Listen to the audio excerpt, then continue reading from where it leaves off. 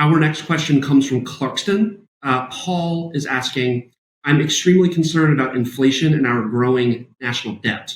I cannot understand why you would support a bill that is only going to make things worse, all while giving amnesty to millions of illegal immigrants. Appreciate the question, Paul from Clarkston. And I'm happy to lay out my thinking. I think what you're talking about is your concerns about the bill called Build Back Better. And just to review the bidding, we have the infrastructure bill, the bipartisan infrastructure bill that passed and was signed into law. The money is moving into Michigan bank accounts, probably in the spring. That was done in November. And then separately, there was a vote in the House on a bill called the Build Back Better bill, which is what I think you're referring to. That is, at this time, still a bill. It has not been taken up by the Senate, and it is not law. It has not been signed by the president. It is not moving anything. It's at this point just a proposed bill. So I think that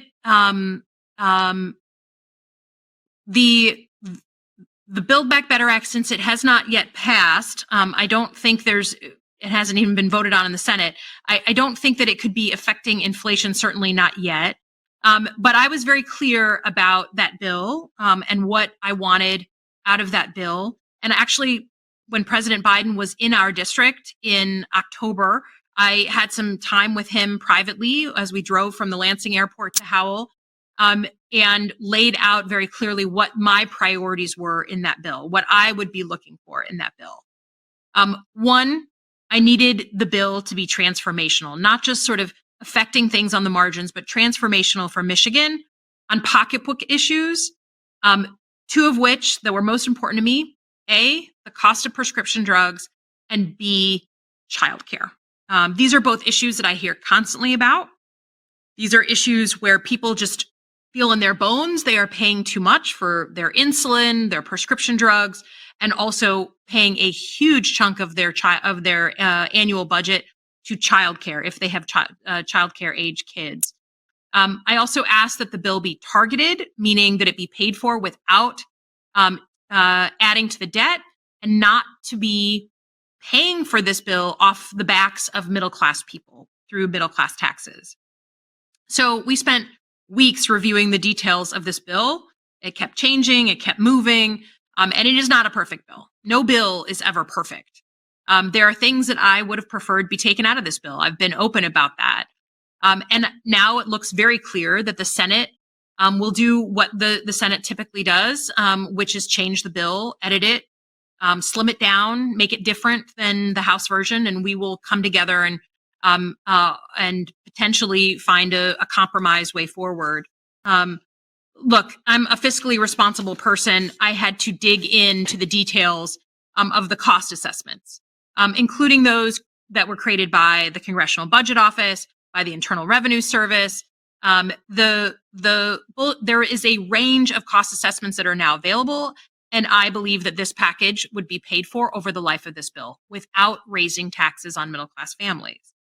And because of that, I voted on it. I voted on it. I voted on it. I voted on it. Now, places I was very heartened to see economic experts like Moody's, which is that big international credit agency. They said very publicly that this bill is not going to add to inflationary pressures. The very thing we were just talking about in the last question. So that, to me, especially since the bill is not even passed, it's not even yet in the conversation. There's no money moving anywhere. It's not voted on the Senate. It's just not possible for it to add to inflation, certainly right now, but according to Moody's, even if passed in current form.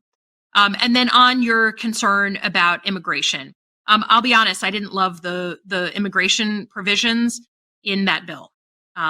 Immigration is broken. Our immigration system is broken. And you cannot deal with immigration just by changing one little thing over here or one little thing. It must be a comprehensive system reform. It doesn't get to the root causes of our broken immigration system. nor the enduring problems, particularly at our southern border, and why so many people are continuing to come over the border. Look, I didn't want that provision in there. No bill is perfect. And I made the decision that based on the prescription drug pieces, the stuff on childcare, that overall on net, this was a big positive for our district and for our community. And so I voted for it. And so I voted for it. And so I voted for it. And so I voted for it. And so I voted for it.